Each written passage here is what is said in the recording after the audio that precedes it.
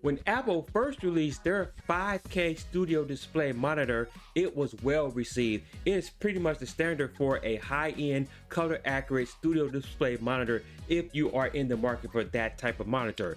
Samsung did release their 5K studio display monitor in Korea, but now we're getting word that they are going to release that in the United States to compete with Apple. Samsung debuts $1599 ViewFinity S9 5K display to compete with Apple's Studio Display. This is an article out of MacRumors.com. At that price of $1599, it is $100 more than Apple Studio Display, but you are getting some extra features included in that price that you would have to pay for extra with the Apple Studio. But let's dive into this article. But before we do, if you are new to this channel and enjoy this type of content, please do me a huge favor. Consider hitting that subscribe button. Also, don't forget to hit that notification bell and hit that like button as well. All right, let's dive into this article. Again, this is out of MacRumors.com. Samsung today announced their upcoming US launch of its ViewFinity S9 display, which is designed to compete with the Studio Display from Apple. The ViewFinity S9 previously launched in South Korea in June, but next month it will be expanding to the United States. Yes, it is coming. The 27-inch ViewFinity S9 features a 5K display with a resolution of 5120 by 2800 and 218 pixels per inch. It offers 600 nits typical brightness, a 1001 contrast ratio, and 99% DCI P3 for vivid, realistic colors.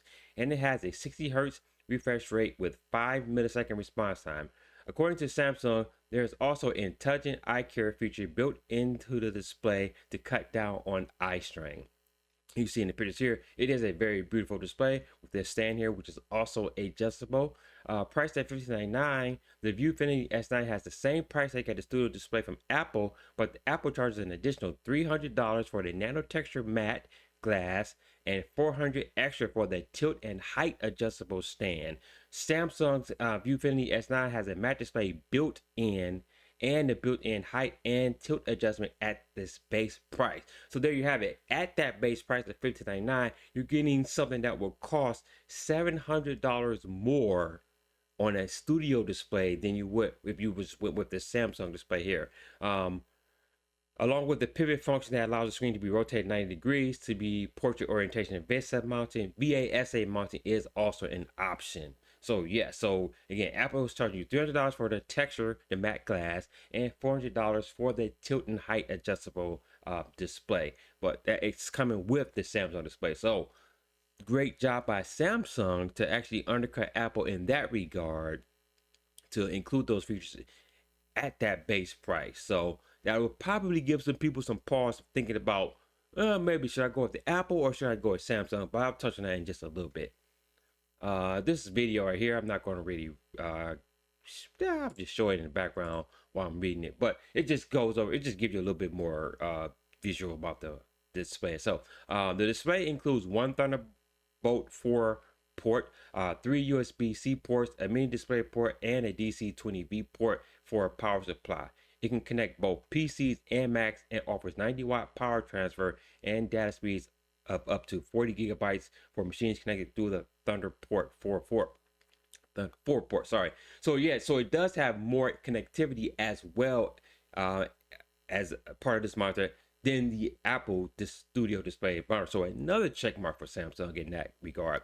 At the top of the display, there is a 4K slim fit camera that can tilt and fit the angle of the monitor with auto framing feature, keeping the user visible in the shot. So again, just like Apple Center Stage, it will track the user as they move and just keep them in frame. Built-in speakers are included, and an adaptive sound plus option allows noise levels to automatically adjust.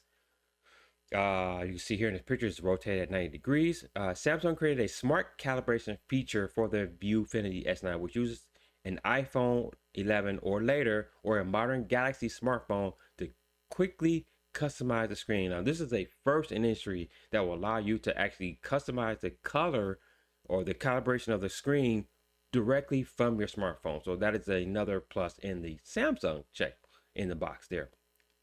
Through the Smart Things app, Display users can adjust the white balance, the gamma settings using the basic mode, or tweak color temperature, luminance, color space, and more with the professional mode. Calibration works by pointing the smartphone's camera at the ViewFinity S9, and after the process is complete, the app provides a report and adjustments made in the Delta E color accuracy. The ViewFinity S9 includes smart TV apps that allow the display to function as a TV independent of a connected computer. It supports popular streaming apps as the Samsung Gaming Hub for playing cloud-based games from the Xbox and Nvidia. There's a remote control for using the TV features. Samsung ViewFinity is priced at $15.99 and will be available for purchase from the Samsung website and other retailers starting in August. So here is just by comparison. I think Apple's price here, they have it at $14.99. I'm not sure if it released at $15.99 or $14.99, but here you see here the nano texture display one is $17.99. Then when you add the on the tilt and height adjustable stand, you're looking at $21.99 for the Apple display when you get all those features included for $15.99 from Samsung. So that is a huge selling point for Samsung. But I do have a question of, it is the base price is at least $100 more. Maybe they should have did that at $14.99 or even gone a little bit cheaper. But again, though, at that price for what's included, you are still beating Apple Studio Display. But I do have to question, if somebody is looking for a professional studio monitor of this kind, they're going to probably gravitate towards Apple's, because most of the time if you're using these type of displays, you're more likely using a Mac or one of their desktop computers, so you're going to tend to gravitate towards that. I mean, if you're in the Apple ecosystem, you're still going to probably gravitate towards the studio display.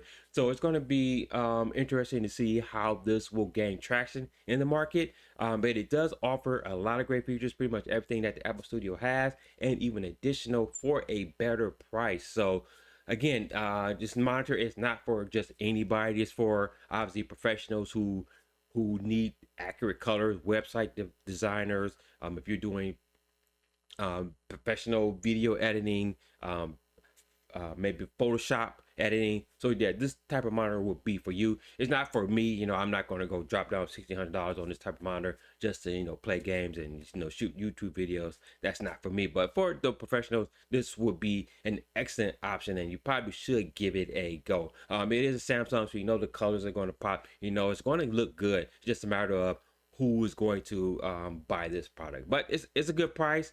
It's a good product. I believe it will be a good product. I am waiting to see some reviews and a comparison of this between Apple Studio and the Samsung ViewFinity S9. I don't want to just see one. I want to see multiple people so I can get a good conglomerate of reviews out there or comparisons to see how they actually compare this to the Apple Studio display. So I'm waiting for that. So I will be on the lookout for that. So that is it. Let me know what your thoughts are on the ViewFinity S9 from Samsung. Does this have a chance to compete with the Apple Studio display? And are you interested in something like this? Let me know down in the comment section. Love to hear your comments. Thank you for taking the time out to watch this video. If you are new to this channel and enjoy this type of content, please do me a huge favor. Hit that subscribe button. Don't forget to hit that notification bell. And if you enjoyed this video, hit that like button as well. Also, if you want to stay up to date with the latest tech news, head over to SoundsNerdy.com, where I curate and aggregate tech news from around the web covering Apple, Samsung, Android, Google, computing, and even more general tech news, all conveniently located at SoundsNerdy.com. And until the next video, guys, stay nerdy.